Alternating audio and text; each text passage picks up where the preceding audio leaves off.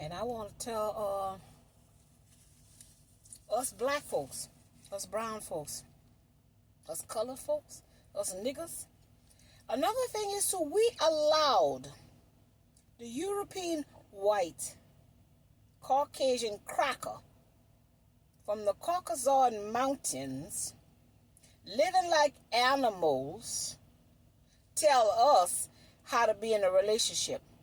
And their perception of a relationship was based on how somebody had looked. You see? This is why the black man will never succeed in a relationship, and he will never have his kingdom. He will never experience milk and honey, because he is judging a woman by the exterior. You see? And this woman did not connect with his soul. And it's vice versa for the women who choosing men because they look good and they're not good to their soul. See, this is where life comes in to show us what is supposed to be for us to experience in this lifetime. And what we're supposed to experience in this lifetime should never have anything to do with no exterior, because we are not these meat suits. We are spirits and soul. And because man and woman are not connecting on a soul level, on the spirit and soul level, is why they continue to have the chaos and the opposition in the relationship. Because it's not a soul connection. It's not equally yoked, like the church say. Energetically a match.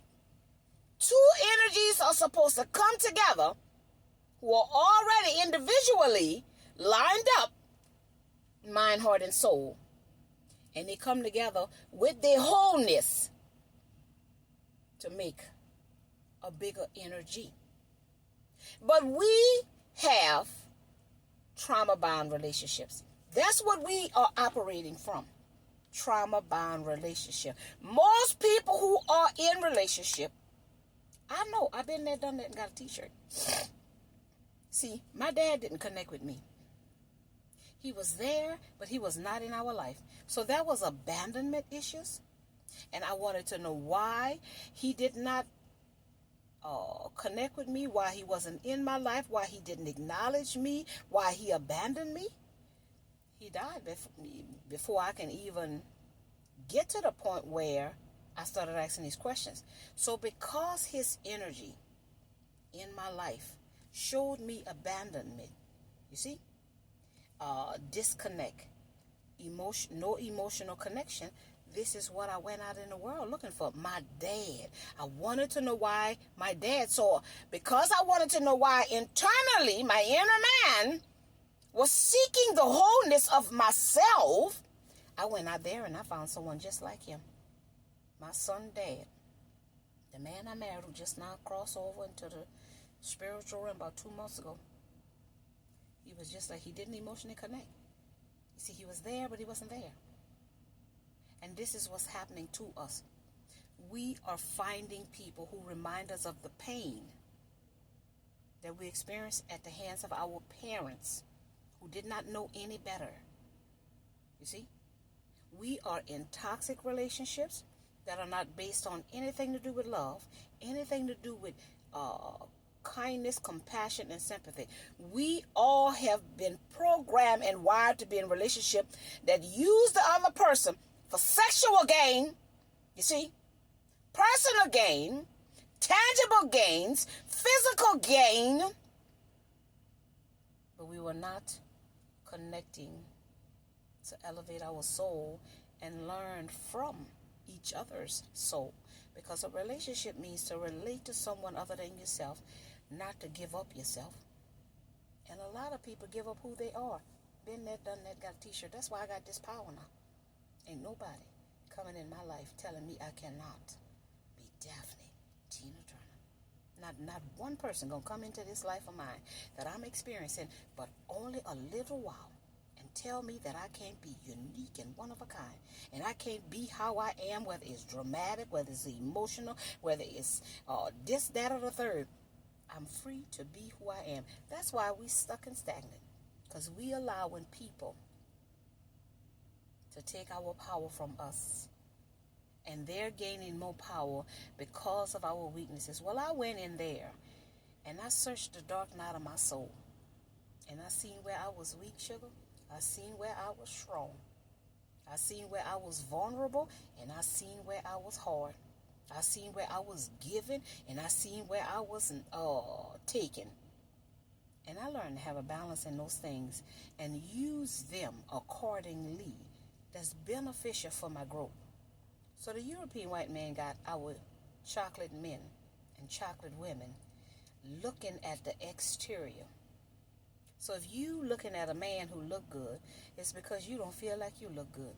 You see, if you're looking for a man who got money, it's because you ain't got no money. You see, we're looking for the thing that we don't have.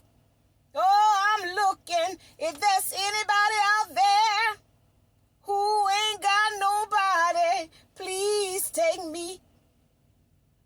See, we're looking for somebody to fill the hole that's in our soul.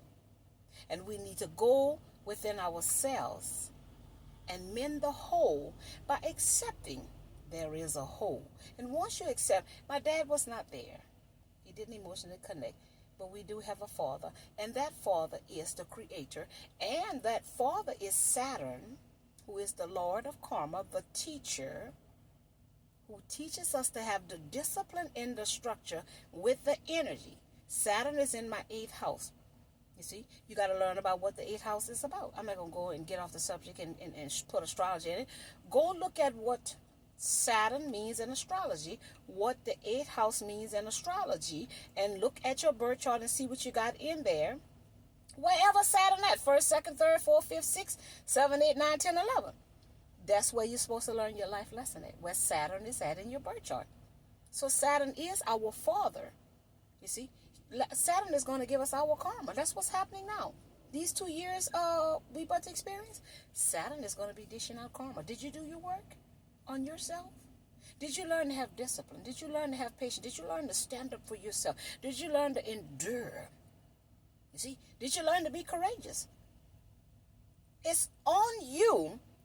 If you're going to find out about you, and stop finding out about somebody else. Because who is supposed to come into your life will come into your life. Whether it's to hurt you so that you can see the pain that's within you, or if it's to help you to see if you're going to be open and vulnerable. Because that's what life is about.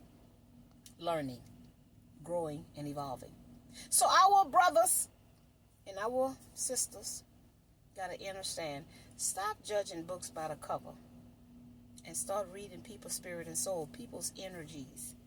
And everybody know when something don't feel right. Everybody know, but we have been taught to ignore what we truly feel. To go along for the things of this world. You see? To stay stuck and stagnant. Believing in something outside of ourselves. I believe in me. And I believe that if somebody meant to come into my life and treat me the way I treat me, you see, and respect that I am Daphne Tina Turner, and that they will not get in the way of me being Daphne Tina Turner. They will learn to relate to Daphne Tina Turner. See, that's what it's about.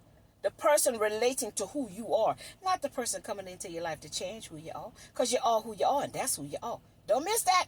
I am who I am, and that's who I am. So why would I not be who I am to be something that somebody want me to be that I'm not?